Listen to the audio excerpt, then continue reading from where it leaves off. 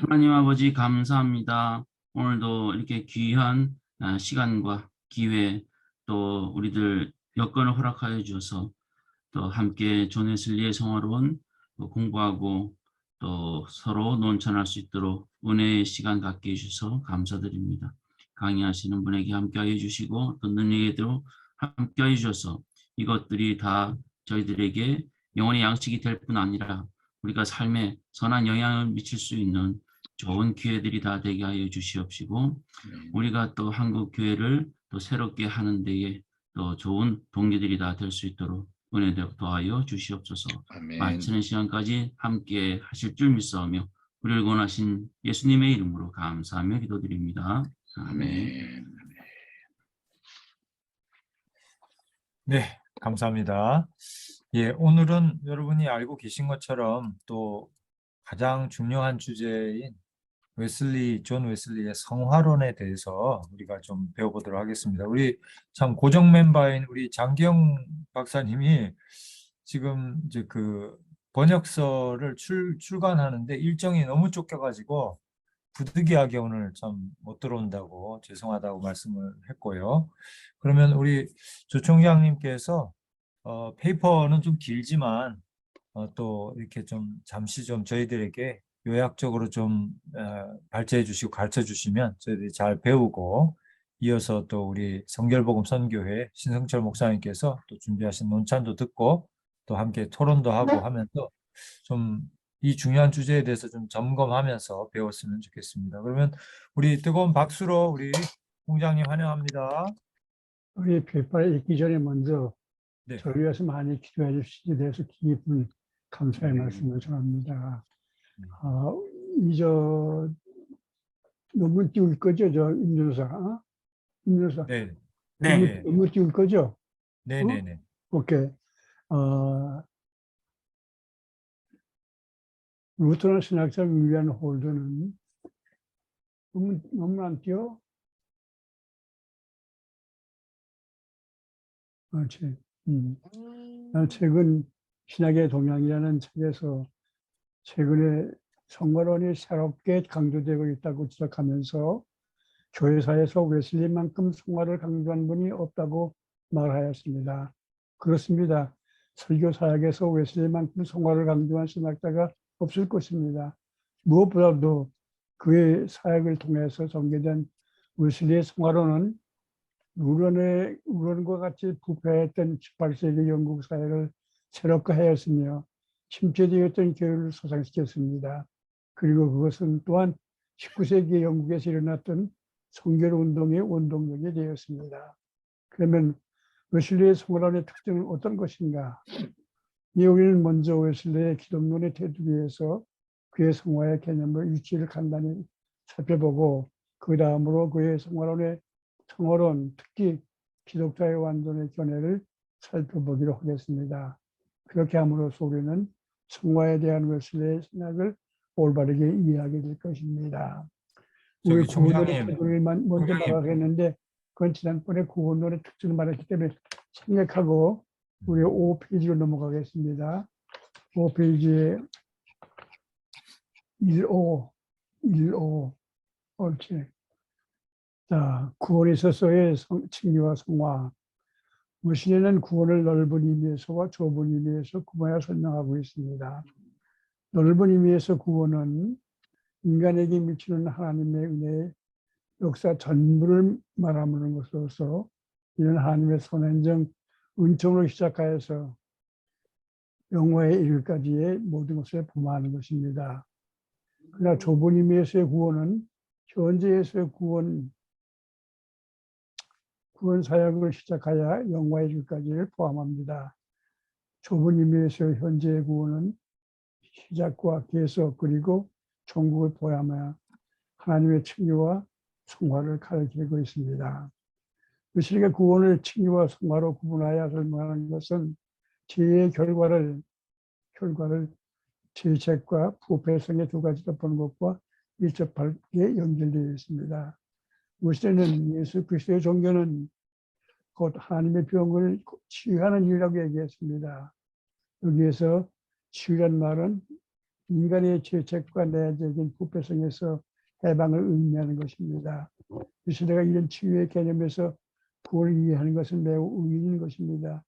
이런 데에서 종교 개혁자들이 율법적인 관계에서 몸으로 말미암아 승리를 지나치게 강조했다 그렇게 치면 그것은 동방교회 영향을 받아서 치유, 힐링 미니스트리로서 본 것입니다.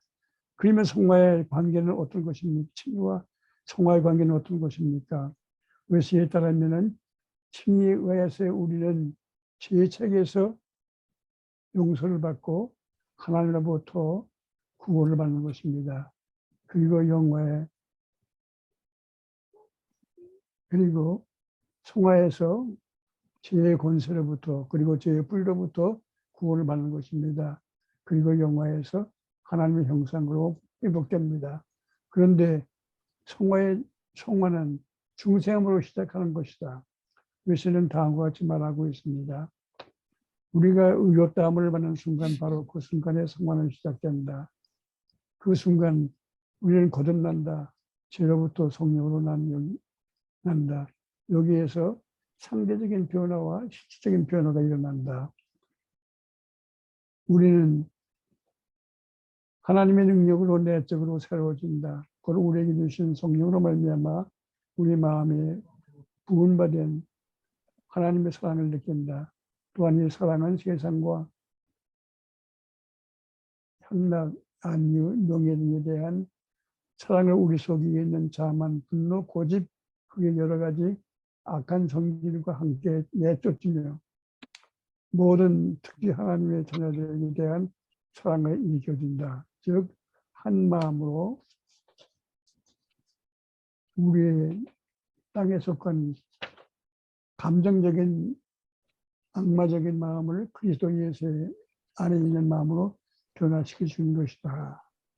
이와 같이 웨슬리는 칭의와 신생을 구분하면서 그런 두 가지를 동시에 일어나는 순간적인 사건으로 본 것이다. 그러면 그 후에 계속되는 성화의 과정은 어떻게 되는 것인가? 여기에 웨슬리는 성화의 되는 과정을 말하고 있습니다. 신약의 성서에서 신약에서 성화를 논할 때 보통 신분상의 성결, 포지셔널 홀리네스와 경험적인 성결, 익스페시얼 홀리네스로 구분합니다. 즉 사람이 구원받아 하나님의 자녀가 된 자는 신분상으로 성별된 자에게 성로 또는 거룩한 백성이라고 칭합니다. 그러나 하나님은 동시에 하나님의 자녀가 거룩해지기를 원하신다. 여기 우리는 경험적 성화를 말하게 되는 것입니다. 사실 하나님은 그 백성에게 명하십니다. 너희는 거룩하라. 나 여호와 너희 하나님이 거룩합니다. 신약성서에서도 너의 거룩함이 하나님의 뜻입니다. 따라서 오직 너희를 부르신 거룩한 자처럼 너희도 모든 행실에 거룩한 자가 되라고 권하고 있습니다.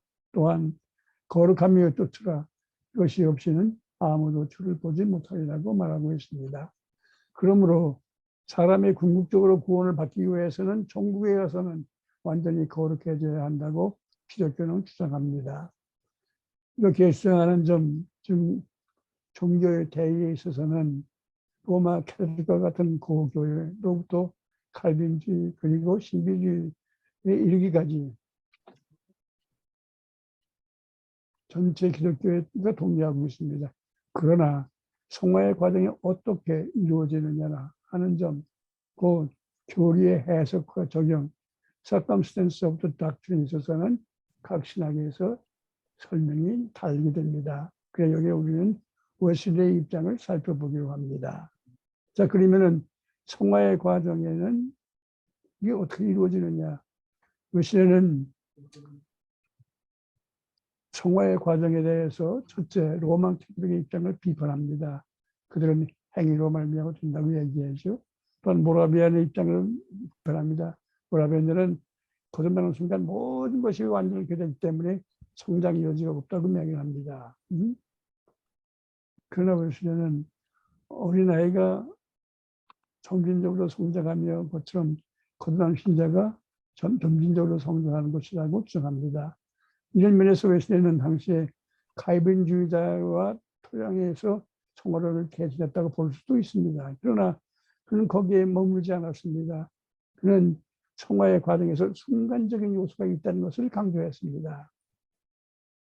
사람이 점진적으로 죽음에 이르는 돈도 있지만은 그에게는 죽는 한순간이 있듯이 우리의 생활에는 온전한 순간적으로 이루어지는 성화가 있다고 강조하는 데 특징이 있습니다.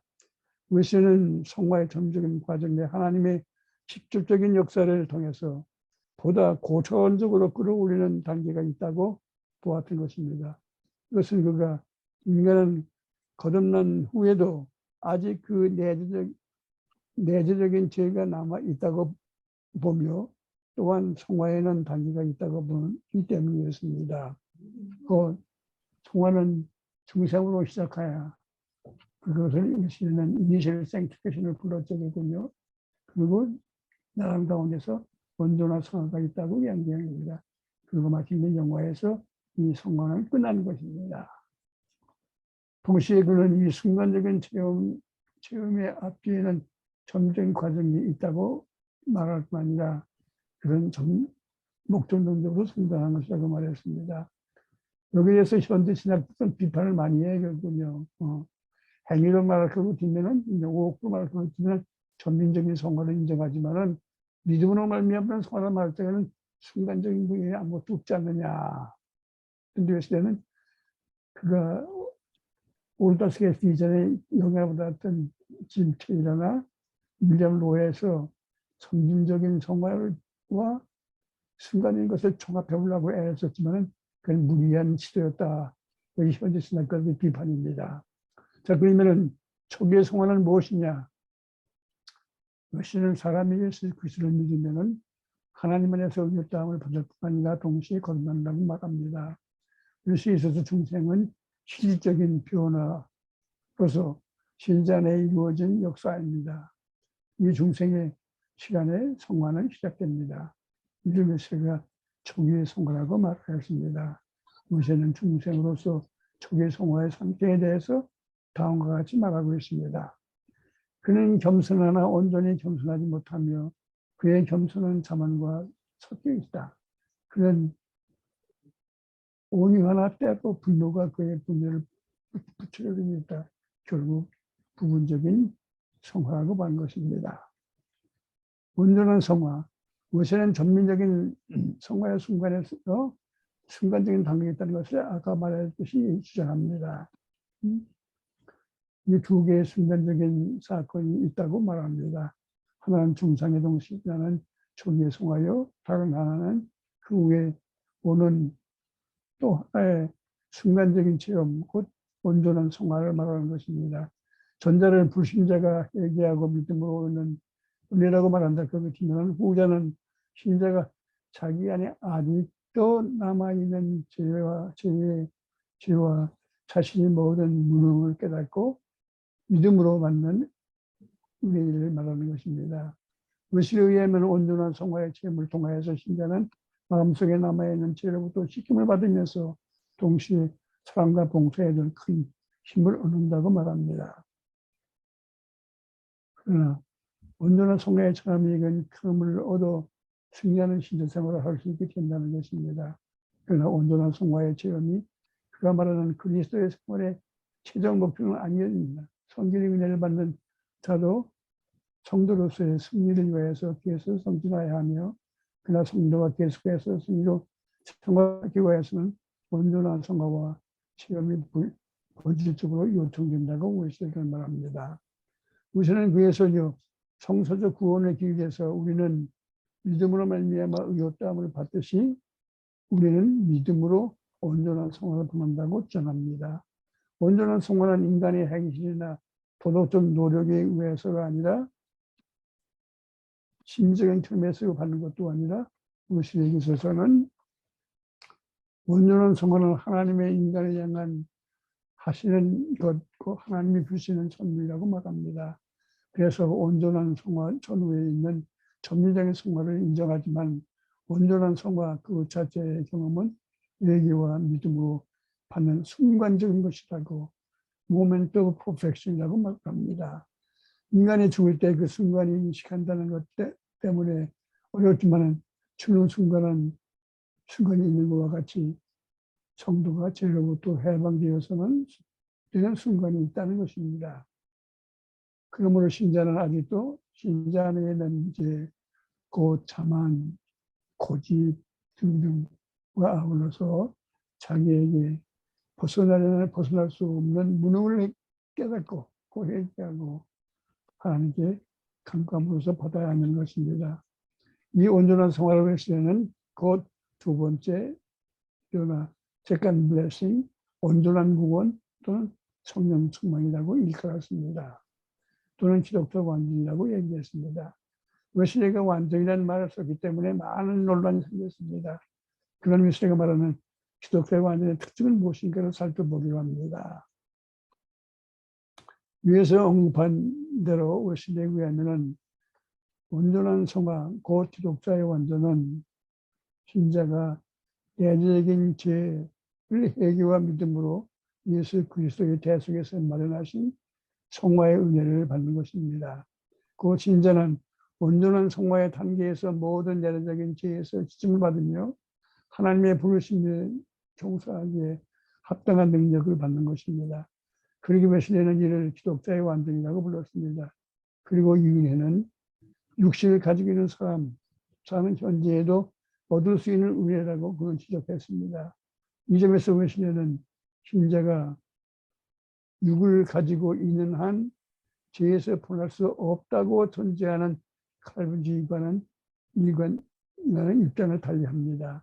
그러면 웨슬리는 이런 의미에서의 온전한 성화를 기독교 완전이라고 하는 어떤 의미에서 말하는가?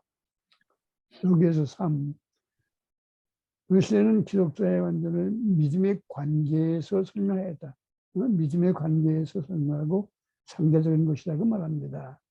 웨슬리가 죄에서의 시침을 말할 때 그는 신자가 인간의 연약성, 인포미티에서 벗어나 실수나 무지나 타락의 가능성에서 완전히 자유하게 된다는 것을 의미하지 않았습니다.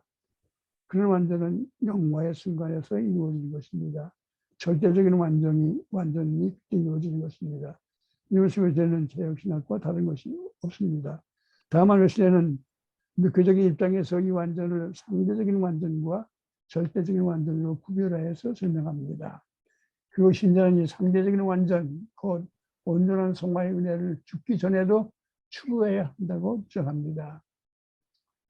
웨슬리는 이는 성서가 약속하고 있고 성서가 권고하고 있고 또 주님도 사도가 신자가 이 은혜를 받기를 권하고 있기 때문에 가능한 것이라고 믿는 것입니다.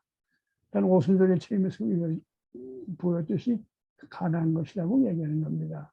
이런 면에서 이 완전은 성소적인 성경이요 또 상대적인 원문이지 절대적인 것이 아니라고 말하는 것입니다. 그래서 이 은혜의 체험을 통해서 신자가 하나님이나 천사같이 된다고 말하는 것이 절대 아닙니다.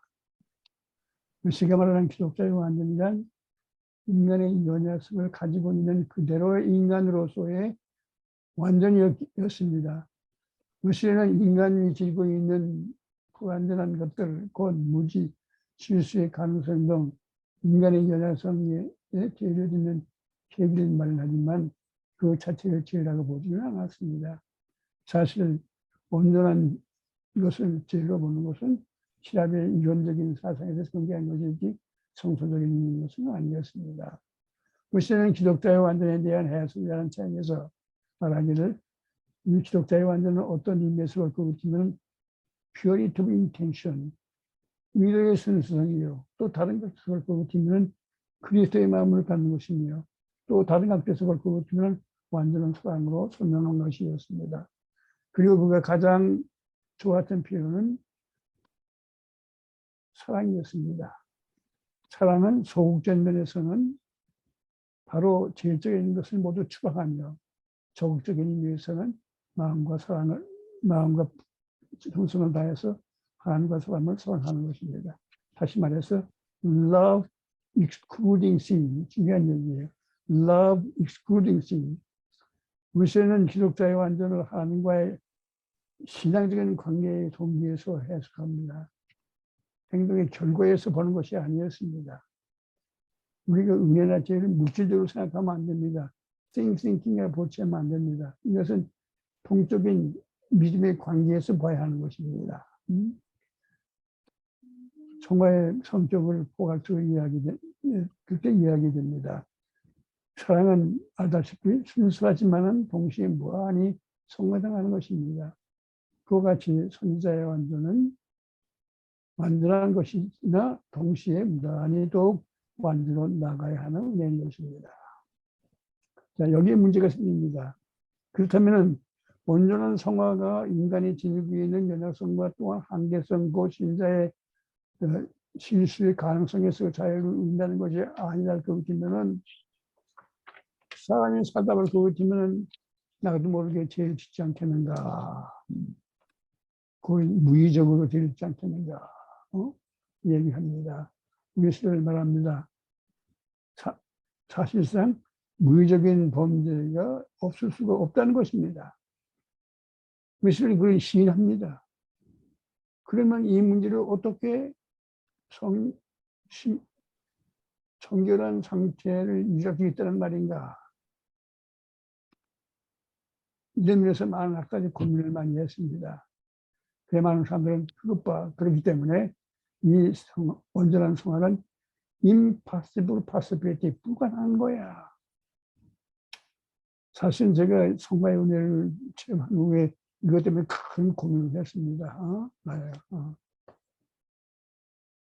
어떤 사람들은 말하기를 그래 무의적으로 하는 실수가 건 죄가 아니야. 아니에요. 웨슬리는 죄로 봤다고요. 그것도 예수 그리스도의 대속의 공로를 받지 않으면 안 된다고 얘기했다는 거예요. 혹자가 웨슬리는 자범죄만 인정하고 후자는 죄를 인정하지 않았다고 하는 것을 생각하는 사람들은 잘못입니다. 웨슬리에 의하면 온전한 성화의 은혜를 받은 기독자도 그들의 연약성으로 인하여서 죄를 무의식적으로 짓는다는 것입니다. 그러므로 아무리 완전한 자라도 우리 죄를 사하여 주시옵소서라는 기도를 드려야 한다는 것입니다.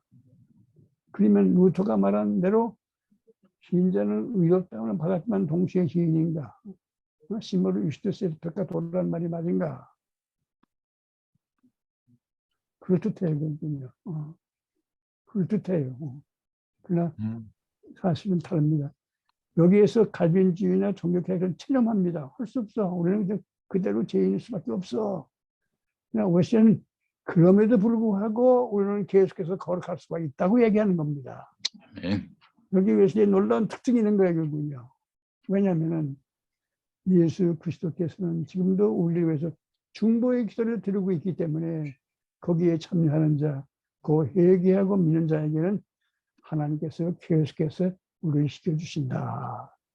따라서 순간순간 회개하는 그에게는 하나님의 보혈을 계속 시킨다고 보는 데서 그럼에도 불구하고 성결을 계속할 수 있다고 한 것입니다. 이 문제가 참 중요한 얘기예요. 이런 것은 성서적인 얘기예요. 우리가 구약을 볼 거고 치면은 우리가 무의식적으로 죄라는 얘기예요. 편치 못한다는 얘기예요. 어떻게 해결하냐? 뭐 알아야 제사를 드리고 해결하죠. 그러나 말하기를 대제사장의 제사에 참여함으로 말미암아 하나님으로부터 시청을 받는다고 말했습니다. 신약성서 히브리서에서 이 바로 가지고 얘기하는 게 지금은 바로 대제사장 되시는 예수 그리스도가 하나님 우편에서 중보의 기도를 드리기 때문에 거기에 참여하는 자에게는 구약에서 무의식적으로 지은 죄가 사함 받았듯이 죄를 사함 받는다는 얘기예요. 예수 그리스도의 대속의 사역은 십자가와 부활로 끝난 것이 아니라 지금도 계속되고 있다는 얘기예요. 그래서 우리가 말하기를 회개로 계속하는 사람에게는 계속해서 하나님의 보혈이 우리를 씻기 때문에 그럼에도 불구하고 우리는 성결을 유지할 수가 있는 것입니다. 이런 사상의 웨슬리의 신자의 해결을 설교에서 잘 드러났습니다. 이런 면에서 이 설교가 나에게 큰 도움을 줬다고요. 얘기합니다. 당신을 사랑하며 당신의 죄를 그의 몸으로 친히 담당하신 예수 그리스도를 계속 가야 믿으십시오. 계속 가야 믿으십시오. 그는 항상 효염 있는 그 보혈로 인하여 당신의 모든 정죄함에서 구원하십니다. 그래서 우리는 이렇게 고백합니다. 주여, 나에게는 순간순간 당신의 죽음의 공로가 필요합니다. 나는 죄 짓습니다. 죄입니다. 그러나 또한 우리는 믿음의 확신을 가지고 다음과 같이 말합니다. 주여, 나에게는 순간순간 당신의 죽음의 공로가 예언됩니다. 우리는 예수님의 생애와 죽음 그리고 우리를 위한 그의 중보의 기도를 믿음으로 말미암아 순간순간 새로워지며 아주 깨끗해지는 때입니다. 바로 이 같은 믿음으로 말미암아 우리는 순간순간 우리 안에 머물러 있는 그리스도의 능력을 느낍니다. 이 믿음에 의하여 우리는 영적 생활을 계속할 수가 있습니다. 이것이 설교예요. 우리는 무의식적으로 범하는 죄에 대해서 시인자의 회개와 믿는 자에게 경험되는 그리스도의 보혈의 효험에 대한 믿음과 긴장을 유지하면서 하나님의 은혜가 더 풍성함을 감사하는 것입니다. 바울이 죄가 더 많은 곳에 은혜가 넘쳐나니 우리가 예수 그리스도로 말미암아 영생에 이르게 함이라고 한 것처럼 우리는 하나님의 은혜의 역사를 종교 개혁자들보다 더 깊이 다이나믹하게 보는 은총의 낙관주의자였습니다. 이 예의 강조의 차이는 한 가지 예를 들면 우리 눈과 우리 안경과의 비교해서 볼 수가 있어요. 이런군요. 제가 아침에 안경을 닦을 때 짜증내요. 어제 깨끗이 닦았는데 또 먼지가 앉았다고. 무의식 중에 먼지가 앉았다고. 내 안경은 깨끗할 수가 없어. 제말씀 물건 눈을 보세요. 안경에 먼지가 미세먼지가 안 닿거든요. 내 눈에도 미세먼지가 들어간다는 거예요. 그럼에도 불구하고 왜 눈을 깨끗하느냐?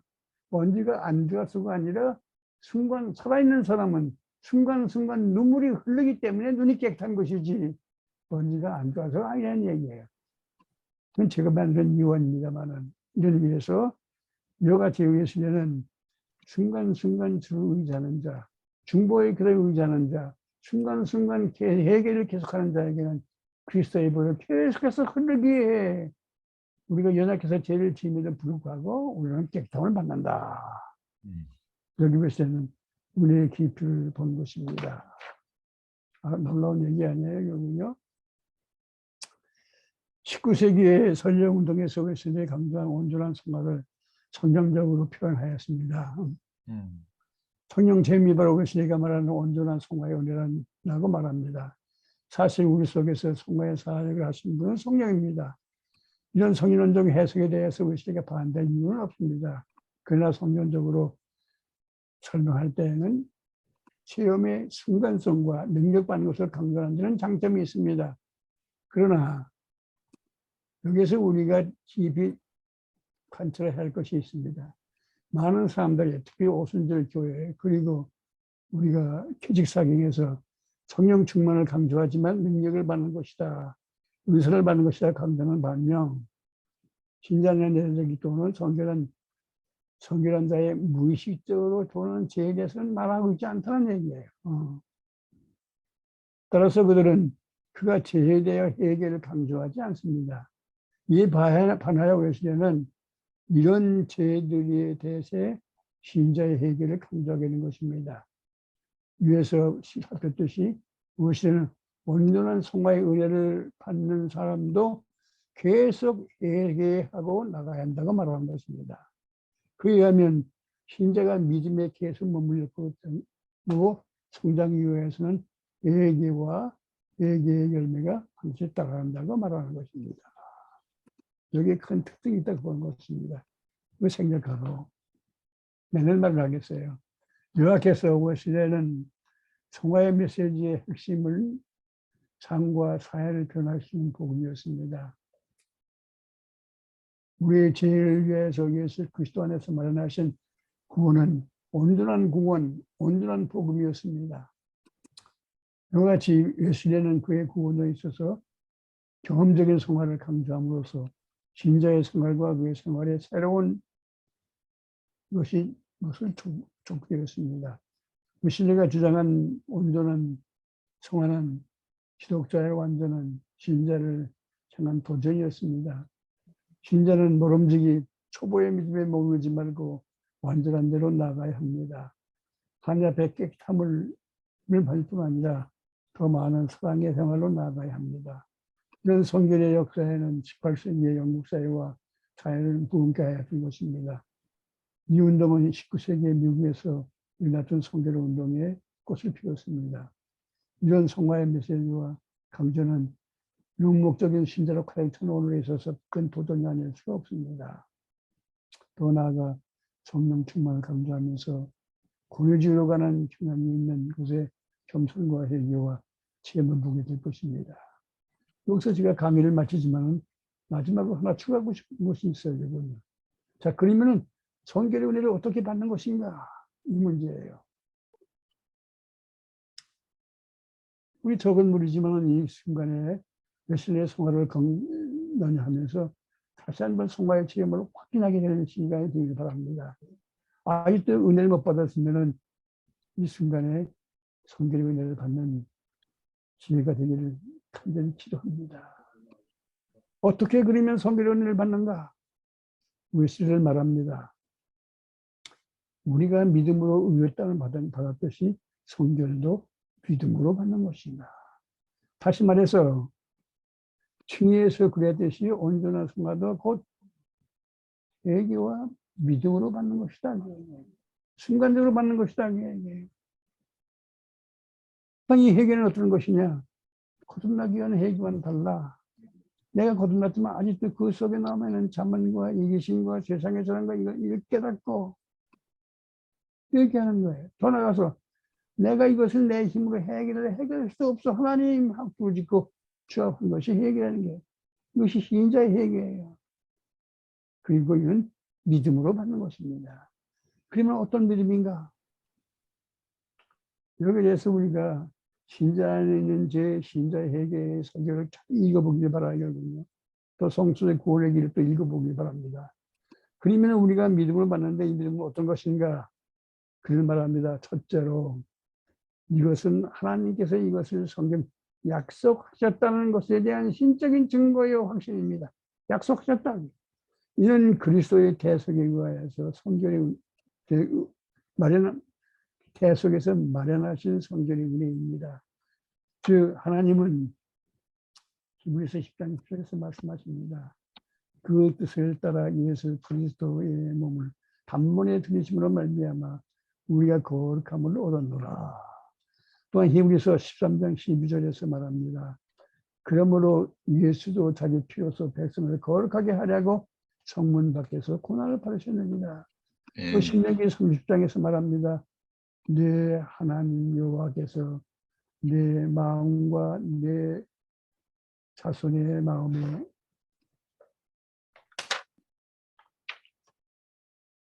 마음에 베푸사 너로 마음을 다하여 뜻을 다하여 네 하나님 여호와를 성하게 하시기로 승리를 얻게 하시니라 말씀하셨습니다. 둘째로 이 믿음이란 하나님께서 약속하신 것은 무엇인지 그가 이룰 수 있다고 믿는 확신입니다. 하나님께서 모든 것이 가능하심으로 어려움이 생기지 않습니다. 셋째로 이 믿음이란 하나님께서 이것을 하실 수 있으며 또한 지금 이루신다는 것에 대한 확신입니다. 왜 하나님께서 그에 행하시지 않겠습니까? 하나님께서는 한순간이 천년과 같지 않습니까? 하나님께서 하시고자 하는 일을 이루시는데 시간이 더 필요하지 않습니다. 그럼 우리는 담대히 어느 시점이든지 돌아 지금 구원의 날이로다라고 말할 수 있을 것입니다. 이 확신, 곧 하나님께서는 우리를 성결케 하여 주실 수 있고 또 지금도 우리를 성결케 하시려고 하신다는 확신 이에 또 하나의 추가될 것이 있습니다. 이것은 곧 하나님께서 이루시는 것이다. 하나님 하시는 일이다. 이것은 그 순간에 이루어지는 것입니다. 하나님께서는 우리의 영혼에게 너의 믿음대로 되라고 하십니다. 그때 영혼은 모든 죄의 더러움에서 성결해집니다. 모든 불의에서 깨끗해질 것입니다. 그때 신자는 자기 빛 가운데 계신 것 같이 우리도 빛 가운데 거하면 우리가 서로 사귐이 있고 아들 예수 그리스도와 그리스도의 피가 우리 모든 죄에서 깨끗하실 것이라는 말씀을 깊은 뜻을 취합하게 되는 것입니다. 그러면 하나님께서는 이 큰 은혜를 우리에게 영혼 속에서 점진적으로 하십니까? 아니면 순간적으로 하십니까? 만약에 하나님께서 드실 때는 순간적으로 하시는 것, 곧 주님께서는 그 입김으로 눈 깜빡하는 순간에 죄를 명하시는 것은 하나님보다 더 바라시는 것입니다. 하나님은 일반적으로 그렇게 하십니다. 그러므로 당신은 매 순간 이것을 기대하시 찾으십시오. 위에서 성경 방법에서 증거를 찾으십시오. 그러면 매일매일 매 순간 그것을 구하십시오. 어찌하여 이 순간에 찾지 않으십니까? 분명히 여러분이 믿음으로 그렇다고 믿었던데는 지금 이것을 찾을 수 있을 것입니다. 여러분은 나는 먼저 이런 일을 해야 되겠다 이렇게 행해야 하겠다고 생각하십니까? 그러면 당신은 오늘까지 이것을 행위를 얻으려고 하고 있는 것입니다. 만약 믿음으로 이것을 믿는다, 그 찾는다면은 당신은 현재 그대로 있는 상태에서 이것을 기대할 수가 있습니다. 그리고 당신의 현 상태로 가능하다면 지금 이것을 기대하십시오. 당신의 믿음으로 말미암아 성결함을 받는다고 믿으십니까? 그러면 당신은 원칙에 충실하십시오. 그리고 그 축복을 구하십시오. 구하되 당신 있는 바로 그 상태대로 as you와 곧 나은 상태나 더 악화된 상태가 아니라 이는 그에게 있는 상태에서 구하십시오. 고난은 나은 상태나 더 악화된 상태에서가 아니라 이는 그대로의 상태에서 구하십시오. 그리고 그리스도가 나를 위하여 돌아가신 것을 얘는 아무것도 지날 것이 없는 입장에서 구하십시오. 그리스도가 너를 돌아가셨다는 거에는 아무것도 다른 것 구하십시오. 당신 이대로 이것을 구하신다면 지금 그게 될 것을 기대하십시오. 지연시킬 이유가 없습니다. 어찌해야 지연시키라고 하십니까? 그리스도는 준비하고 계십니다. 그리고 그리스도야말로 당신이 원하신 바의 전부입니다. 그는 당신을 기다리고 계십니다. 그는 문 밖에 서 계십니다. 진실된 마음으로 부르십시오. 아멘. 네, 이어서 우리 성결복음 선교회 우리 신성철 목사님께서 이렇게 또 논문에 대해서 좀 논찬해 주시고 말씀해 주시겠습니다. 우리 박수로 환영하겠습니다. 네, 들어가기 전에 먼저 우리 조 총장님을 이렇게 눈으로 대면하면서 논찬을 하게 돼서 너무 영광스럽고 감사합니다. 아까도 잠깐 얘기했는데 스승님의 글을 제자가 논찬한다는 게 조금 그런 것 같아서 저는 이 논찬을 무슨 새로운 뭐가 아니라 조 박사님의 생활의 특징의 요약 정도 이렇게 하고, 그다음에 저는 교수가 아니니까 목회자들 또 목회 후보생들을 위해서 좀 이 웨슬리의 구원론 안에서의 성화론 이거를 좀 시청각적으로 조금 이렇게 만들어 보려고 그림을 조금 이렇게 만들어 봤어요. 그래서 여러분들에게도 좀 소개시켜 드리고 또 필요하면 또 그런 그림들도 또 칼빈의 그 구원의 여정도와 웨슬리의 구원의 여정도를 이렇게 비교하는 그런 것도 좀 있고, 또 우리뿐만 아니라 초등학교 아이들도 이 은혜를 받아야 되지 않겠습니까? 그래서 어린이용 또 그 시청각 교재도 이렇게 만들어 놨어요. 근데 오늘은 다 소개할 수 없고 오늘의 이 내용에 준해서 간단히 논찬하고 그림 하나만 소개하는 걸로 마치도록 하겠습니다. 네, 웨슬리 신학 연구하는 사람치고 웨슬리 신학의 중심은 구원론이며 구원론의 핵심은 성결론이다. 이런 말 모르는 사람 아마 하나도 없을 것입니다. 그런데 같은 웨슬리 성결파 교회들 예를 들자면 감리교회, 성결교, 나사렛, 구세군, 오순절 등에 임에도 불구하고 웨슬리의 성화론에 대하여 각기 조금씩 다르게 이해하고 주장하는 안타까운 현실 속에서 우리 조정남 총장님의 웨슬리의 성화로는 예나 지금이나 흔들리지 않고 태풍으로 거친 파도 속에서도 흔들리지 않고 자신의 임무를 묵묵히 수행하고 있는 거룩한 등대와 같다고 생각을 하게 됩니다.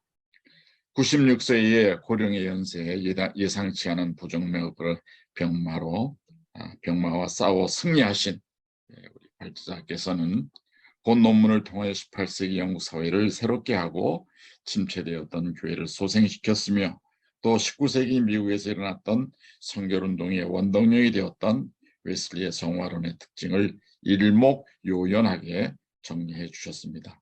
이 일을 위하여 먼저 웨슬리의 구원론의 테두리에서 성화의 개념과 위치를 간단히 논하셨으며 이 일을 기반으로 그의 성화론 특히 기독자의 완전을 정립함으로써 웨슬리의 성화론을 정확하게 발제를 하셨습니다. 논차는 먼저 발제의 내용을 간단히 요약하고 그 내용에 대하여 간단히 논평하는 순서로 진행하고자 합니다. 첫 번째, 은혜로 인해 믿음으로 말미암은 구원은 발제자는 웨슬리가 인간을 전적으로 타락한 죄인으로서 자신의 힘으로는 구원을 위해 아무것도 할 수 없는 무능력자임을 철저히 규명하였고 그 다음 인간을 구원하시기 위해 베풀어 주시는 하나님의 은총을 단계적으로 명확히 제시하였습니다. 이중 예정으로 출발하는 칼빈의 구원론과는 달리 선행적 은총으로부터 시작해서 죄를 깨닫게 하는 은총, 또 의롭게 하는 은총과 거룩하고 성결케 하는 은총, 그리고 마지막으로 영화롭게 하는 은총으로 순서적으로 정리하시고 발제를 하셨습니다. 그 그림을 잠깐 한번 띄워줄 수 있을까요? 네, 우리 조기님. 예, 네, 아유 감사합니다. 이 그림은 단번에 이렇게 한 게 아니라 아마 몇 년에 걸쳐서 조금씩 이렇게 더 좀 보완하고 이런 건데, 웨슬리의 구원의 순서, 또 천국 여정도 이렇게 해서 그림을 한번 만들어 봤습니다. 그 선행 은총으로부터 시작해서 또 그 은총을 이렇게 더 활발하게 활용하고 간구하는 그런 가운데 이제 죄를 깨닫게 되는 또 은총이 있고, 그 다음에 처음 칭의 은총으로 죄가 용서되고 거듭나고 자녀된다는 것. 오로지 십자가 100%, 여기에 뭐 1%도 인간이 노력을 하고 자기가 뭐 잘해서 되는 건 절대 아니고 완전히 100%, 완전히 100% 믿음으로 우리는 칭의의 은혜를 받게 되죠. 또 그 가운데 또 신앙생활 하면서 또 교회 생활하면서 하나님 말씀을 통해서 점진적으로 성화의 단계로 이제 나아가는 것이죠. 근데 칼빈 신학에서는 이 두 번째가 없습니다. 또 굳이 있다라고 생각하면 이 두 번째가 저기 3번 영화에 갖다가 붙여놓고 그때 되는 거, 죽기 전에 되는 거지. 웨슬리 목사님도 그거 사실이다. 그러나 우리는 죽기 전에 20년, 30년, 40년 전에도 경험할 수 있다. 기독자 완전의 그 책 뒤에 그렇게 나와 있습니다. 그래서 성결의 체험을 우리는 믿음으로 점진적인 성화의 과정 속에서 믿음으로 영적인 요단강을 건널 수 있는 단계도 십자가로만. 또 거기가 끝이 아니고 또 자라야 되고 성장하고 또 성숙한 단계에서 연약성과 싸워야 되고 또 그 연약성으로 인해서 혹 하나님 앞에 무의적 죄가 있다면 또 오늘 총장님 말씀처럼 그 순간에 주님의 십자가의 보혈을 바라보고 의지하고 나가다가 하나님께서 언제 우리를 부르실지 모르지만 영화의 단계에서 이제 모든 연약성이 해결되고 우리 아버지 하나님 나라로 들어간다라는 이것을 한영태 박사님은 이제 계단으로 표현하셨어요. 계단으로 이렇게 계단으로. 근데 저는 계단보다는 그것도 좋지만은 이렇게 좀 드라마틱하게 설명하면서 꼭 당신은 지금 어디쯤 가고 계십니까? 학생들에게도 물어보면은 알아요. 자기가 지금 어디쯤 가고 있다는 거. 또 연세 드신 분들도 그렇고 우리 신학생들도 그렇고 여기서 당신은 지금 어디쯤 가고 있습니까? 하고 물어보면은 알아요. 내가 지금 어디쯤 가고 있는지 몰라요 하는 사람은 한 명도 못 봤어요. 설명만 조금 잘 해주면은 나는 지금 여기를 가고 있으니까 그 다음 단계인 여기를 더 사모해야겠구나 하는 그런 교육적인 내용인데 그 다음에 한번 구조로 또 좀 읽겠습니다. 예, 이건 지워주시고요.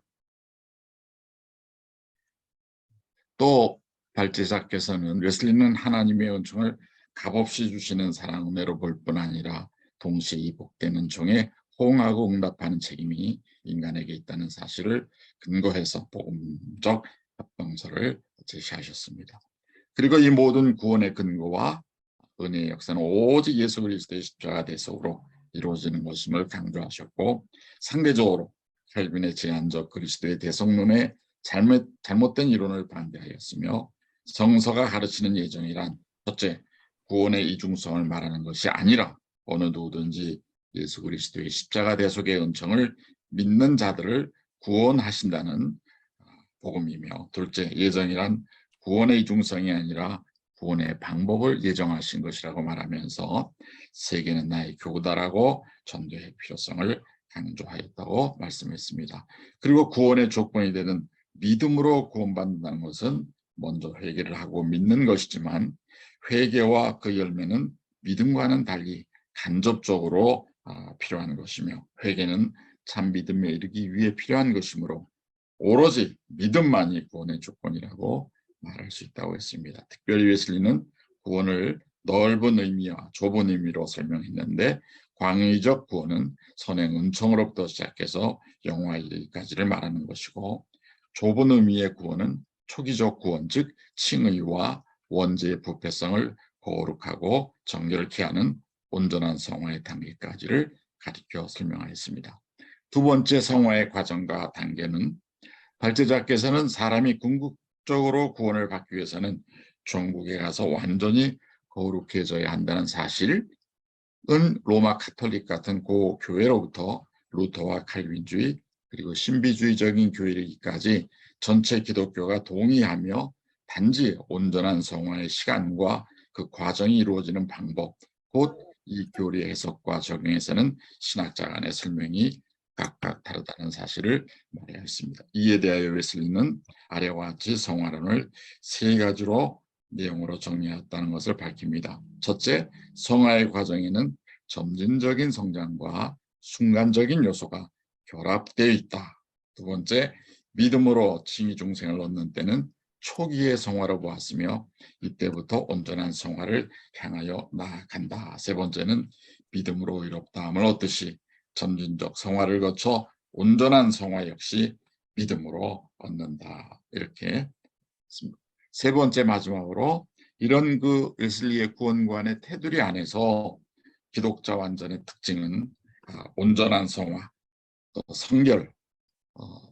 웨슬리 설교에 보면은 기독자 완전은 성경이 가르치는 성결을 달리 표현한 것뿐입니다. 이렇게 설교하신 적도 있죠. 곧 기독자의 완전은 믿음으로 거듭난 신자가 내재적인 죄의 성질들을 회개하고 예수 그리스도의 대속으로 준비된 거룩한 보혈의 능력을 믿음으로 성결의 은혜를 받는 것입니다. 그 신자는 온전한 성화의 단계에서 모든 내재적인 죄를 정결하게 씻음을 받으며 하나님의 부르심에 응답하기에 합당한 능력을 은혜로 받는다. 그래서 웨슬리는 이를 기독자의 완전이라고 불렀습니다. 골로새서 1장 28, 29절에 보면은 그리스도 안에서 완전한 자라 그런 그 말씀이 나오는데 아마 일맥상통한 내용이라고 봅니다. 그러면서 이 두 번째 은혜는 개혁주의 신학자들과는 달리 육신을 가지고 사는 현세에서도 성결을 얻을 수 있는 것으로 가르쳤습니다. 이 점에서 웨슬리는 신자가 육신을 가지고 있는 한 죄에서 벗어날 수 없다고 전제한 칼빈과는 입장을 달리 한다 합니다. 그러나 웨슬리가 말하는 기독자의 완전은 신자가 인간의 연약성에서 벗어나 실수, 무지, 타락의 가능성에서 완전히 자유하게 됨을 의미하는 것이 결코 아니고, 그러한 완전은 영화의 순간에 이루어지는 완전이기 때문에 이런 점에서 웨슬리의 기독자 완전에 대한 신학은 칼빈을 비롯한 개혁주의 신학자들이 말하는 완전을 얻는 시간, 죽기 전에 그들은 성결을 죽기 전에 얻는다 그렇게 하는 그것과 궁극적 구원의 영적인 자격이라는 차원에서는 개혁 신학자들과 같다고 볼 수 있을 것입니다.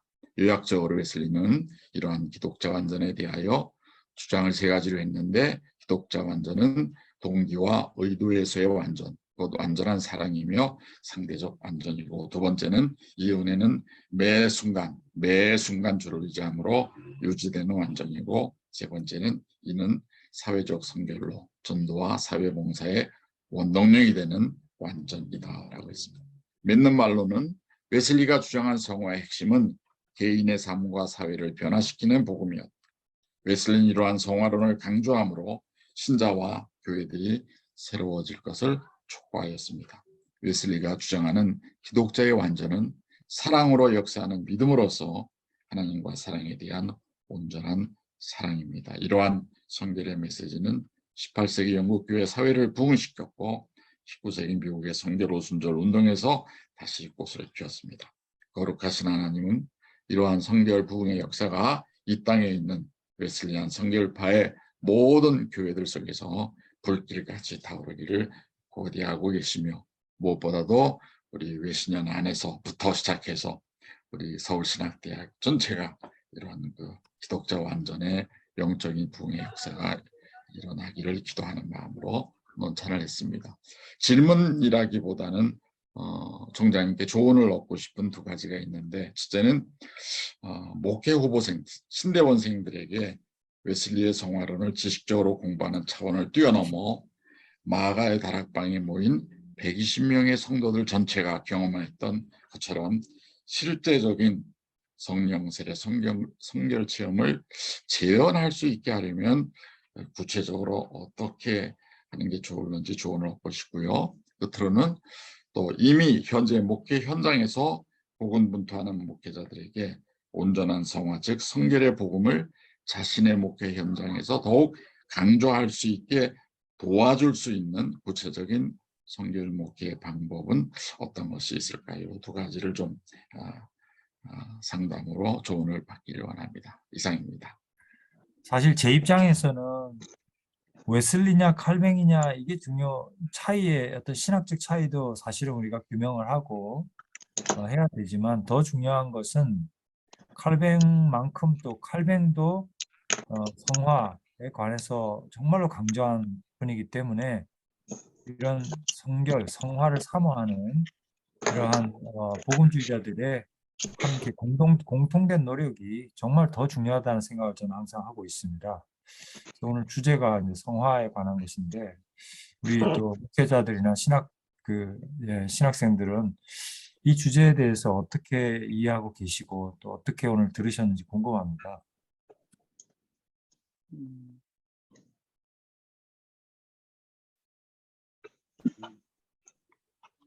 네, 자유롭게 말씀해 주시죠.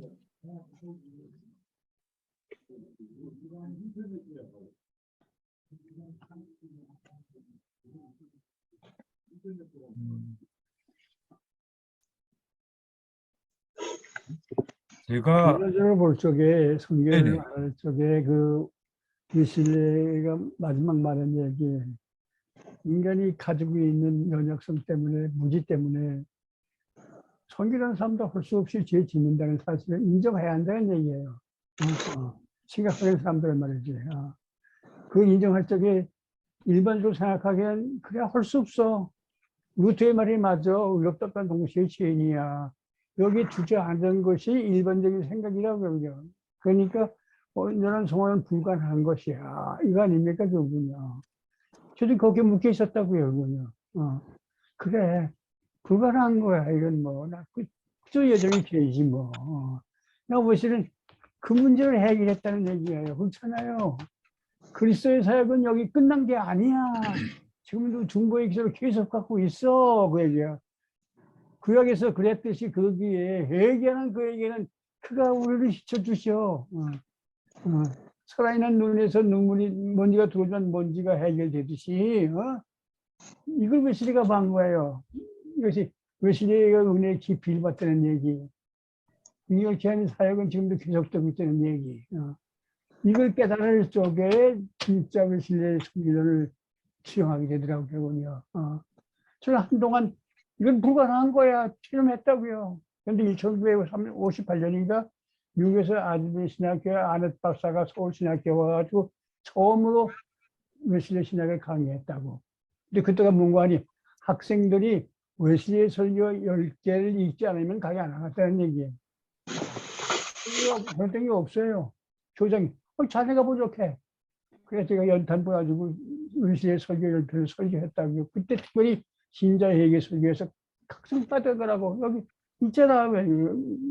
신자의 설교에서 우리는 순간순간 죄를 지어 그러나 순간순간 우리는 믿는 자에게는 효율을 받아 그거 아닙니까? 그러니까 순간순간 의지함으로써 우리가 지속되는 것이지 내 공로로 죄가 아니는 게 아니다 그 얘기야.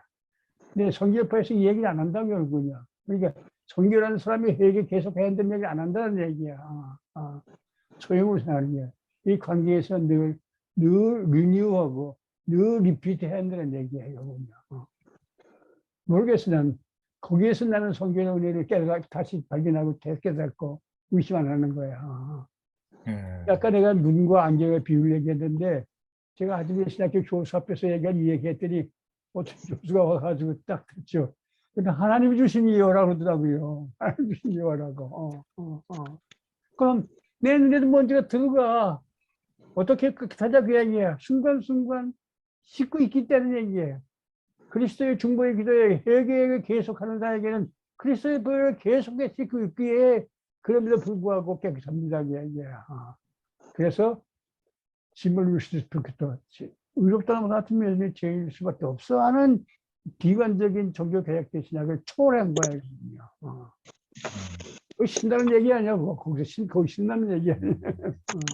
그러니까 지금 조정남 총장님께서 말씀하신 게 오늘 이렇게 듣고 보면 오늘날 굉장히 중요한 것 같아요. 왜냐하면 첫째로 지금 이제 구원파의 문제는 완전 성화의 가능성을 또 순간적인 성화 또 거듭날 때 우리가 성화된다라고 하는 쪽으로 이 과정을 생략한 데도 문제가 있고 두 번째는 지금 조영남 총장님께서 강조하신 것처럼 이 순간순간 거듭난 이후에도 우리가 범죄하고 순간순간 하나님 예수 그리스도의 이름으로 우리가 그 중보에 의지하고 회개함으로써 우리의 성결함을 회복하고 유지할 수 있다라고 하는 이 교리가 통째로 빠져 있거든요. 구원파에서는. 그렇기 때문에 이 사람들은 회개할 필요가 없고 우리는 죄를 안 짓고 이제 회개할 필요가 없고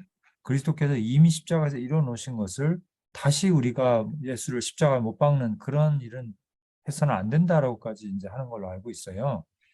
그러니까 이제 구원파의 오류가 정확하게 여기에 있는 것이고 조영남 총장님께서 하신 말씀이 바로 구원파에 대한 비판이자 우리가 신자가 성결을 체험한 후에 어떻게 우리의 성결 유지해 나갈까에 대한 회개의 중요성, 그리스도의 대속의 중요성, 중보의 중요성에 대해서 그래서 우리가 예수 그리스도의 중보 사역이라는 것이 굉장히 지속적인 중보 사역이라는 것이 굉장히 중요한 이제 교리가 되는 것 같고 시대적으로도 굉장히 중요한 지적을 해주신 것 같고요. 또 하나는 조영남 총장님께서 말씀하신 것이 뭐냐면 결국은 안경과 눈의 이 차이라고 하는 것은 결국 뭐냐면 유기적인 것이거든요.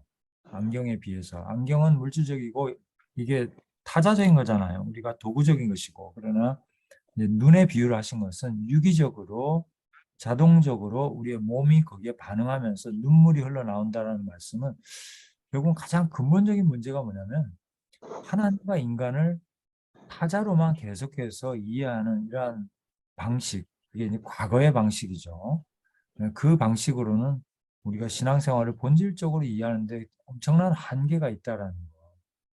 그러니까 신단동서를 얘기할 때, 그죠? 모노지즘을 얘기할 때 그 문제점은 뭐냐면 하나님이 전적으로 하시기 때문에 인간이 아무것도 할 수 있는 여지가 없다라는 기계적이고 논리적인 구별인데 요거가 이제 잘못된 사유라는 것이고 이미 우리 안에 들어오신 성령께서 우리 안에서 역사하고 계시는 성화의 능력으로서 동참하고 계시기 때문에 주관하고 계시기 때문에 우리 안에 계신 하나님의 역사하심 우리와 함께 성화의 과정을 일어나가시는 하나님에 대한 그런 믿음을 또 웨슬레는 강조한 것이고 어떻게 보면 웨슬레가 제시하는 하나님과 인간의 관계성은 칼빈의 이제 종교개혁자들이 본 것과는 좀 차원을 달리하는 거예요. 유기적이고 존재론적인, 관계적인, 삼위일체적인, 페리코레시스라고 하죠. 상호내주하는 이런 관계성을 가지고 얘기하는 거기 때문에 하나님이 다 하시는데 어떻게 인간이 할 수 있지? 뭐 이런 거 이러한 그 어떤 방식의 사고는 매우 기독교적인 하나님과 인간의 관계성에 대해서는 매우 좀 부족하다. 그래서 오늘날 삼위일체 신학에서도 이거를 굉장히 많이 강조하거든요. 그래서 오늘날 삼위일체를 이해하는 방법 중에 하나가 우리 인간 존재 자체가 내면적이고 유기적이고 관계적인 존재고 관계성을 떠나서는 인간이 인간 될 수 없다라는 게 뭐 당연한 얘기죠. 네, 그런 관점에서도 지금 눈의 비유를 하셨는데 총장님께서 굉장히 하나님과 인간의 관계를 잘 드러내주는 유기적인 이제 것이고 이것은 조금 더 확장해서 말씀드리면 하나님과 인간의 관계에 관한 저는 새로운 이해인 거예요. 관계적 존재로서의 인간, 관계적 존재로서의 하나님, 그리고 그 결합되어진 커뮤니언, 영적 교제 가운데 들어간 인간으로서 함께 이 성화의 과정을 이뤄나가고 죄와 싸우는 이 부분에 대한 우리가 인식을 계속해서 해나가야 된다. 이제 이런 정도로 조금 더 부연해서 말씀을 드리고 싶어요. 네, 말씀 주시죠. 한 가지 궁금한 게 있습니다. 세컨 블레싱, 또 성결의 은혜를 받는다. 이거에 대해서 중요성을 제가 강조했을 때 돌아오는 대답은 때로는 세컨 블레싱 칭의만으로 끝나지 무엇을 더 해야 하는가? 그건 우리가 이루는 게 아닌가? 근데 아무리 이제 믿음으로 또 회개와 믿음으로 받는다고 하더라도 뭔가 first, second 이걸 나누는 거에 대해서 또 잘 받아들이지 않는 사람들이 있는데 근데 그렇게 됐을 때 그 사람들이 얘기하는 건 우리의 구원은 완전히 보증되었다라고 하는 거거든요. 그러면 제가 궁금한 건, 이 칭의 후에 칭의를 받은 사람도 타락할 수 있는가에 대해서 제가 제대로 알아야 좀 설명을 할 수 있지 않을까 싶은데 어떻게 좀 알 수 있을까요?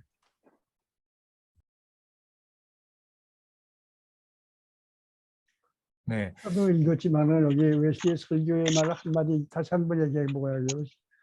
왜 웨슬리 설교예요?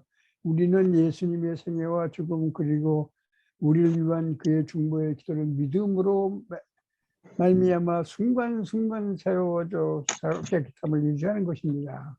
웨슬리 얘기라고 그렇잖아요, 이게. 그 순간순간 회개하고 믿음으로 우리가 계속 깨끗해서 유지하는 것이지 한 소유물처럼 가졌기 때문에 이게 아니다. 그냥 관계에서 은혜를 봐야 한다는 얘기야. 그래서 난 이런 관점에서 내가 깨달음을 받았기 때문에 흥분하는데 여러분들은 흥분 안 하는 거거든요. 이런 얘기를 성경을 받으러 얘기를 안 한다는 얘기야. 왜 시간 이걸 얘기했다고요? 그래서 늘 moment trust in Christ. 그것이 그래서 성결이 계속된다는 얘기야. 이게 루터는 답이 못 본 거예요, 그렇군요. 그것은 지금도 예수 그리스도의 사제 사역은 계속되고 있다는 얘기야. 중보의 기도에서.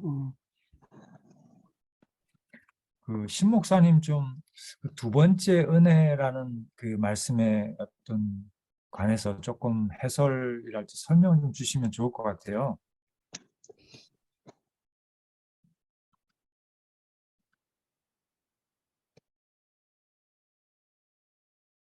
신 목사님, 혹시 저기 마이크를 좀 켜주시고요. 신 목사님, 마이크를 좀 켜주시죠. 네, 네. 우리 웨슬리 신학이 연구하시는 모든 분들이 아는 좋은 얘기가 죄의 이중성이 구원의 이중성을 요구한다. 그러니까 우리가 중생할 때 칭의를 받을 때의 죄와 그리고 온전한 성화 성결을 받을 때의 죄는 차원이 다르지 않습니까? 뭐 똑같은 그런 죄가 아니라 그래서 죄의 이중성이 구원의 이중성을 필요로 한다. 그 글들은 뭐 어디나 다 있을 것 같아요. 그리고 웨슬리 목사님이 처음에 은혜 받은 사람은 절대 그 은혜 자리에서 떨어지지 않는다. 어떻게 그럴 수가 있느냐. 그런 사람 못 봤다. 한번 은혜 받은 사람은 은혜 잘 지키고 간다 그랬는데 연세가 드시고 목회를 하시면 하실수록 아닌 것 같다. 아닌 것 같다. 칭의된 사람도 온전히 성화된 사람도 믿음 잘 안 지키면 떨어질 수 있다. 그렇게 그 설교의 내용이 바뀌었다 그러잖아요. 그러니까는 우리 조홍희 전사님의 그 질문에는 충분히 정말 우리가 말하는 구원받은 자라 할지라도 그 신앙을 계속 지키지 않으면은 떨어질 수 있다라는 것을 우리가 경계심을 가지고 알아야 되죠. 성경적으로 봐도 믿음의 파선자에 대한 이름까지 나오고 또 그 구원의 자리에서 잘못하면 그 믿음이 떨어질 수 있다라는 것을 증거하고 있지 않습니까? 충분히 우리 주변에서도 아마 그런 게 있을 겁니다. 그 얼마 전은 아니지만 그 장로교 목사님이신 박용규 목사님이 그 천국 경험을 하고 왔다는 그 글을 아마 다들 보셨을 텐데 여기에는 그 참 천국에 대한 아주 구체적인 그런 얘기들도 있는데 깜짝 놀란 게 지옥을 구경시켜 주시는데 거기에 이 박용규 목사님의 알던 목사님 뭐 권사님 이런 분들이 있다는 거예요. 그래서 웬만한 사람이 뭐 천국 경험에 대해서 얘기하면 우리는 좀 거부하는 마음인데 박용규 목사님은 이분은 장로교에 거두시고 정말 장로교에서 몇 지 안 가는 큰 교회 목사님이시고 또 그 간증문을 한번 읽어보면은 참 많은 일을 하셨는데 그 재미난 얘기가 있더라고요.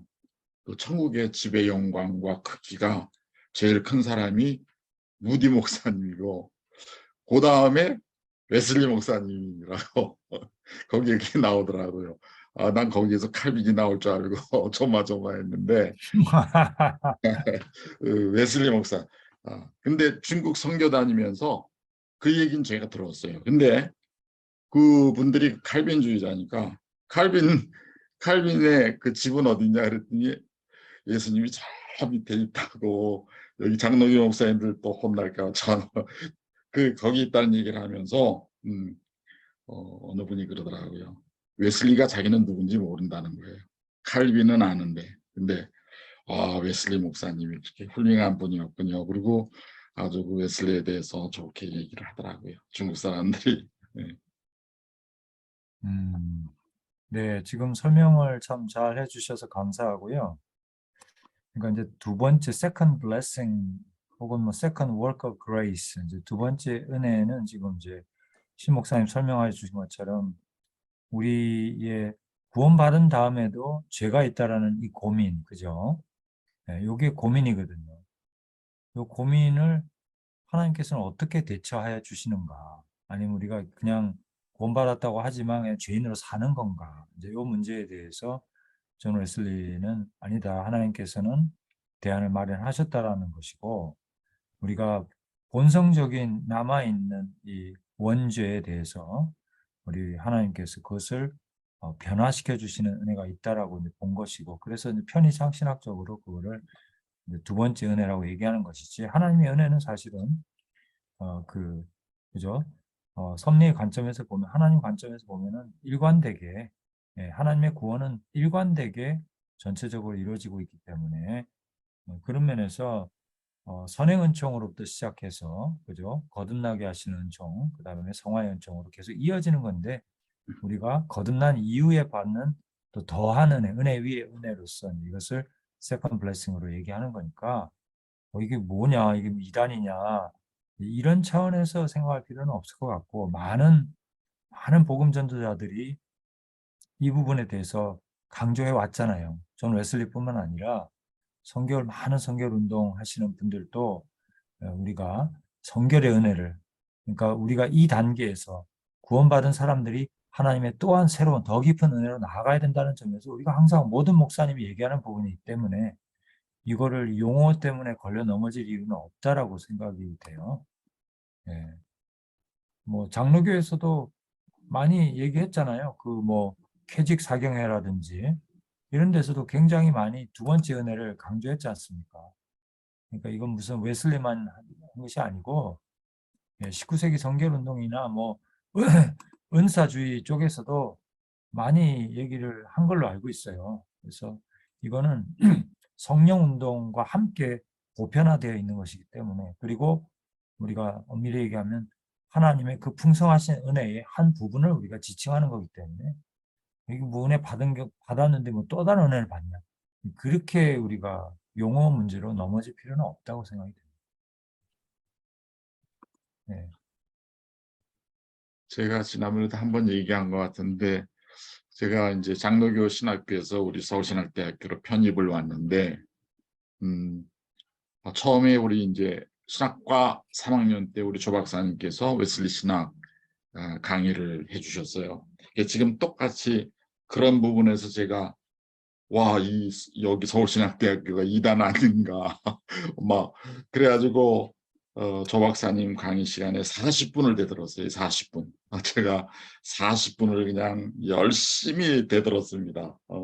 근데 이상한 게 우리 동기들이 한 사람도 교수님 저기 진도 나가시죠? 뭐 이렇게 물어보지 않고, 근데 우리 조 박사님께서 참 나 같으면 그때 정도에 내가 교수라면, 야 이 사람아, 지금 자네 혼자 공부하는 것도 아니고 여기 다른 학생들 공부해야 되는데 나중에 찾아와서 얘기하든지 그래야지, 그렇게 했을 것 같아요, 저는요. 근데 조 박사님께서 진짜 너무너무 자유로운 말씀으로 계속 이렇게 칠판에다가 영어로 이렇게 많이 쓰시면서 설교 이렇게 해주셨는데, 제가 나중에 은혜 받고 제일 먼저 조 박사님 집에 찾아가서 무릎 꿇고 회개했습니다. 그때 제가 무식해가지고 무식하면 용감하니까 무식해서 그렇다 그랬더니 조 박사님께서 그래 하여튼 격려를 해주시더라고요. 앞으로 이 복음을 많이 널리 전가하시라고 그렇게 격려해 주셔서 이 자리를 빌어서 다시 한번 감사를 드립니다. 네, 아유, 감사합니다. 또 그런 에피소드가 있으셨군요. 예. 정말 성화는 가능한가라고 하는 것에 대한 근본적인 고민이 있습니다. 특히 이제 종교개혁 신학에 많이 이제 노출되어 있다 보니까 우리 분명히 칭의로 우린 죄인인데 의롭다 함을 받는 거지 우리가 의로워지는 게 아니다 이렇게 배웠기 때문에 거기에 대한 굉장한 신학적 심리적 저항감이 있더라고요. 그러나 이제 우리가 성경을 더 깊이 이해하고 또 웨슬리 신학을 배우고 또 이 성령 운동을 이제 알아가면서 그게 끝이 아니고 하나님의 구원의 은혜는 그런 용서의 은혜를 넘어서는 변화시켜주는 성화의 은혜라는 것을 우리가 이제 인정할 수가 있죠. 그런 점에서 확장되어 나가야 되고, 그게 성경의 또 약속이고, 하나님이 구원이 시시하게 우리 인간 변화가 아니라 그래 너는 그냥 그렇게 살아, 내가 그냥 예수 안에서 받아줄게, 여기서 끝난다는 것이 상식적으로도 맞지 않고 성경적으로도 그렇게 가르치고 있지 않기 때문에, 아까 골로새서 1장 말씀하셨지만 우리가 복음을 전하면 그리스도 안에서 완전한 자로 세우려 함이다라고 하는 말씀하셨잖아요. 그러니까 그 비전을 우리가 가져야 되겠다는 거고, 그게 이제 우리 미션인 거죠. 우리 학교와 성결교회 미션이고, 그런 것들을 좀 정리가 됐으면 좋겠습니다. 네. 저건 현대 신학의 비판은 impossible possibility, 그런 불가능한 가능이었던 거군요. 근데 네, 그렇죠. 인본주의 입장에서, 현실주의 입장에서 보면은 이게 어떻게 가능하냐. 꼭 이런 성화 얘기하면요. 꼭 이렇게 말하는 분들이 있어요. 교수 중에도 그 성화된 사람 한 사람만 때려와 봐. 이제 이렇게 항상 비판을 합니다. 그래서 마틴 루터가 말하는 의롭다 하지만 동시에 죄인이다, 거기에 머무르고 있음을 하고 있군요. 그러니까 성결은 영화 때 해결되지 땅에서는 해결 안 된다는 게 비관주의였다 그러군요. 사실 그걸 넘어선 거라고. 네. 사실 근데 그걸 이제 넘어선 거라고. 맞습니다. 그래서 저도 뭐 그런 고민을 했었고요. 예. 저는 저 웨슬리 못할 것 같더라고요. 웨슬리 신학은 나랑 안 맞는다 정말 생각을 했었고, 저는 루터 교회로 가고 싶었어요, 진짜로. 이거 괜히 어떻게 아버님이 성결교회 다니다 보니까 제 성결교회 또 그때는 신학교가 서울신대밖에 몰랐어요. 그래서 서울신대 왔는데 알고 보니까 이게 저랑 안 맞는 거라. 그래서 정말 저 루터 교회로 갈까 생각을 했는데 하나님께서 은혜를 주시고 아예 하나님의 뜻이 네가 성장하는 것이다. 네가 잘하길 바란다는 그 소망을 제가 깨닫게 됐어요. 그러니까 저는 만족하는데 루터 신학에 만족하는데 하나님은 그게 아닌 거예요. 음. 하나님은 네가 구원받고 뭔가 용서받은 데서 끝나지 말고 그리고 어떤 신학서 얘기하는 좀 내가 보기엔 내가 홀로 말하는 것 같은데, 아까 구약의 그 얘기, 하나의 기본 틀이 멋있잖아요, 결국은요. 구약에도 알지 못하고 있는 죄도 죄로 인정했다고 그러군요. 뭐 알아야 제사를 드리고 해결해야지. 그러나 해결 방법을 주었다고. 대제사장의 제사에 참여하면은 그로 인하여 해결되는 일을 그래. 그리고 히브리서에 와서 지금 진짜 제사장인 예수 그리스도가 하나님 앞에서 우리를 위해서 중보의 제사를 드리고 있기에 거기에 참여하는 데는 구약에서 해결됐듯이 해결되는 게 아니냐 그 얘기야. 네. 근데 그리고 이 얘기는 내가 하지 이거 얘기하는 학생 내가 못 봤다고요. 네. 오늘 정말 저도 이 음. 저기 총장님의 발제 속에서 그걸 새롭게 발견하게 됐는데요. 음. 예. 무의식적인 죄도 죄고 그렇기 때문에 우리가 제사장이 그걸 위한 제사를 드려야 된다라는 것에서 우리가 정말 계속적으로 예수 그리스도 안에서 회개하지 않으면 안 되는 또 하나의 이유를 발견하게 돼서 너무 감사했고 제가 이제 목회적으로 제가 현재 목회자는 아니지만 목회적으로 이 성결 복음이 성화가 굉장히 중요한 이유를 저는 한 가지를 꼭 이제 다시 한번 우리가 되새겨 본다면 이게 성결 혹은 성화가 이 하나님과 이 교통하는 데 있어서 너무 그 하나님과 우리의 거리를 결정해 주지 않습니까? 하나님을 보기 위해서 우리가 성화되어야 되고 쉽게 말해서 형통하기 위해서 기도 응답받고 형통하기 위해서는 우리가 성화되어야 되거든요. 그러니까 저는 성화에 관심 있는 성도들을 도와줘라라는 그 현실적인 것도 있지만 더 현실적인 거는 모든 성도님들이 빠른 시간 안에 물론 저부터가 그렇죠. 저부터가 성화되지 않으면 우리의 기도가 땅에 떨어지고 우리가 또 육에 속한 것들을 부질없이 구하게 되고 하나님과의 그 내적 교제나 협동이 안 이루어지기 때문에 형통한 삶을 위해서는 형통한 삶을 복된 삶을 추구하는 사람들 모두에게 우리는 성화의 그거를 가르치지 않을 수 없다라는 거. 이건 목회적으로 되게 중요한 부분이거든요. 우리 지금 그러니까 우리 오해하는 게 뭐냐면 목회자들께서 성도들이 힘들어하니까 이 성화의 복음은 너무 좀 힘들지 않을까 염려를 하시는데 그게 아니고 성도들이 힘들기 때문에 빨리 성화의 그 경지를 가르쳐주고 우리가 성화된 성도가 돼서 그렇게 해서 하나님의 인싸가 하나님께 지근거리에 나가는 사람이 될 때 그들의 기도가 응답되고 우리의 기도가 변화되고 하나님의 마음을 알게 되고 진짜 천국의 그 저기를 소유하게 되지 않습니까?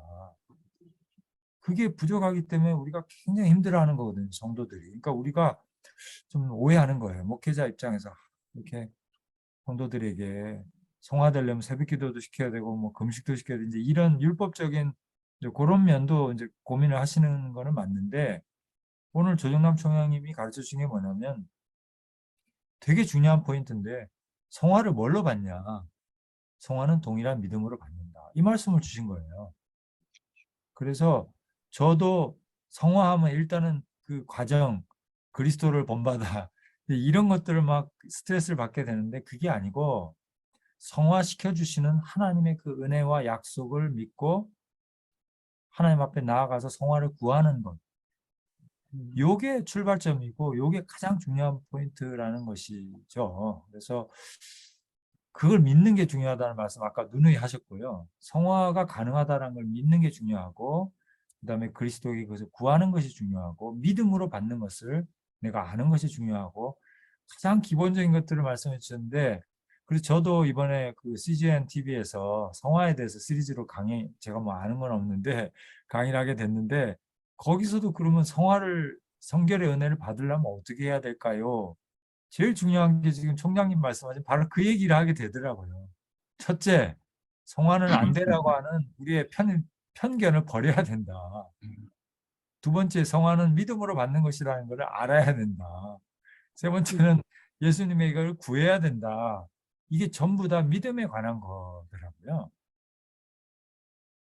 그렇게 하면서 우리가 하나님이 먼저 이걸 우리 안에서 행하시는 것을 발견하면서 따라가는 이제 그런 삶이 되는 것인데 이게 참 우리가 율법주의적으로 이거 성화를 이해하고 있다 보니까 이런 것들이 이게 접수가 안 되는 것 같습니다. 우리가 참 저항감도 있고.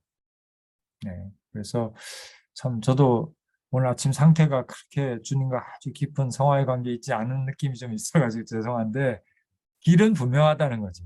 하나님의 의지, 뜻도 분명하고 하나님의 약속도 분명하고 그렇기 때문에 우리가 목회 현장에서 우리 주변의 또 학생들에게 우리가 기왕 신앙생활 할 거면 성화되지 않으면 진짜 양다리 걸치는 게 너무 힘들다. 성화되어야 하나님의 인싸가 되고 형통할 수 있다. 형통한 삶을 원하면 성화되라. 요거를 얘기를 하는 게 우리 목회자가 할 일 아닌가 이렇게 생각이 듭니다. 예, 저도 한 말씀 드릴게요. 네네. 저희 성도님들을 이제 대표 기도하실 때 가장 처음에 잘 하시는 기도가 그거예요. 지난 한 주간 동안 알고 지은 죄, 모르고 지은 죄 다 용서해달라고. 이게 뭐 어찌 보면 습관적인 기도 문구일 수도 있지만은요. 저도 오늘 그 교수님 발제를 들으면서 그 기도가 참 은혜가 되는 기도가 아닌가 그런 생각이 듭니다. 그래서 사람이 그 무의식적으로 지은 죄도 회개해야 되는데 제가 이제 성도님들한테 설교할 때는 그랬거든요. 죄를 회개를 할 때에는 내가 뭔 죄를 지었는지 자세하게 회개를 해라. 그래서 하나님 다 아시죠? 그렇게 퉁치지 말고 자세하게 회개를 해라 했는데 무의식적으로 지은 죄는 내가 기억이 없는데 이거 어떻게 하나님한테 얘기를 해야 될까? 그런 면에서 봤을 때 무의식적인 죄도 죄니까 계속 예수님의 보혈로 이게 용서함 받고 회개가 돼야 된다면은 우리가 무의식적으로 지은 죄도 하나님 용서해 주십시오라고 계속해서 구하는 기도가 우리에게 필요하지 않겠나 그런 생각이 들고요. 지난 월요일 날 저희 이제 지방의 교육자 야유회가 있어서 이제 갔다가 은퇴 한 2년, 3년 앞두신 목사님과 이제 대화를 나누는 중에 그 목사님이 지금도 60대 후반이신데 아주 매일 전도를 나가시는 분이세요. 아파트마다 경비의 그 삼엄한 이 눈동자를 뚫고 몰래 들어가서 전도지 돌리고 이런 분이세요. 근데 그 목사님께서 이런 말씀을 하시더라고요. 옛날에보다 요즘에는 더 큰 기적을 보여줘야만이 사람들이 교회로 온다. 그래서 내가 이렇게 하지만은 기적을 안 보여주니까 안 오는 것 같다. 이런 말씀을 하시더라고요. 그래서 그 말씀을 들으면서 지금까지 우리가 신앙생활하고 목회하고 했던 것들이 어떤 기적을 보여주기 위해서 목회를 했나. 그래서 그 기적을 보여줘서 사람들이 교회로 오는 것, 그것이 우리의 목회의 전부였나 그런 생각이 좀 들었거든요. 사실 제가 목회하는 이곳도 시골이고 섬 배경이다 보니까 80년대에는 어떻게 해서 사람들이 교회로 모였냐면은 그때는 여기 귀신 들린 사람들이 많았어요. 저희도 이제 어렸을 때 기억이 있거든요. 날마다 저녁에 모여서 부흥회 하면서 막 기도하면은 막 귀신이 나가고 이런 경험들이 많거든요. 그래서 교회에 온 사람들이 많아요. 근데 요즘에는 그런 역사들이 좀채 일어나지는 않는 것 같아요. 근데 그렇게 좀채 잘 일어나지 않는 그 상황 속에서 우리는 과연 온전하게 성화시키려고 성화되기 위해서 어떤 길을 가야 되고 어떤 목회를 해야 될까 그런 고민이 좀 많거든요. 근데 그런 고민 속에서 오늘 웨슬리 목사님이 말씀하시는 것이 완전한 성화는 이웃을 사랑하고 이웃에게 봉사하는 것 그것을 말씀을 하시더라고요. 발제에서도. 또 이제 책 읽다 보니까 그 김진도 목사님이 그 웨슬리의 행복론이라는 책을 쓰셨잖아요. 근데 거기에 보면은 이런 적이 있더라고요. 웨슬리 목사님이 그 메도스트 중에서 가장 첫 번째 완전한 성화자로 꼽은 분이 존 플래처 목사라고 그러더라고요. 근데 저는 이 존 플래처 목사를 이름만 알지 어떤 분인지를 몰랐어요. 근데 잠깐 내용을 읽어보니까 뭐 경건생활은 경건생활대로 다 하시면서 또 이웃을 사랑하고 또 그 이웃을 위해서 같이 가난한 사람들하고 같이 살고 그렇게 하면서 완전 성화를 살았던 성자로 얘기를 하니까 그러면은 웨슬리 목사님께서 말씀하신 그 완전 성화의 방법이 우리가 경건생활은 경건생활대로 하고 그리고 요한일서 4장처럼 눈에 보이는 형제를 그 사랑하지 않으면서 어떻게 눈에 보이지 않는 하나님을 사랑한다고 말할 수 있겠느냐. 그 말씀을 기억하면은 눈에 보이는 형제를 사랑하는 것이 곧 하나님을 사랑하는 방법이고 그런 완전 성화를 하게 되는 우리의 노력이 아니겠는가. 그런 생각이 좀 들어요. 지금 오늘 그런 생각이 들었습니다. 아유, 너무 귀한 또 나눔 감사합니다. 정말 무의식적으로 지은 죄도 더 해결해야 되겠다 말씀 주셨고, 또 기적이 필요한 시대에 하나 이웃을 사랑하는 것, 이제 그것이 너무나 또 중요한 것이라는 또 말씀을 강조를 해주셨네요. 너무 감사합니다. 사실 사랑이 기적이죠. 이 사랑이 식어버린 이 땅에서 정말 사람들에게 감동을 주고 움직이는 건 사랑인 것 같습니다. 진짜 오병이의 기적도 한 끼 먹여주는 것도 대단한 거지만 사랑이 기적이다라는 생각이 듭니다. 요즘 같은 세상에 감사드리고요.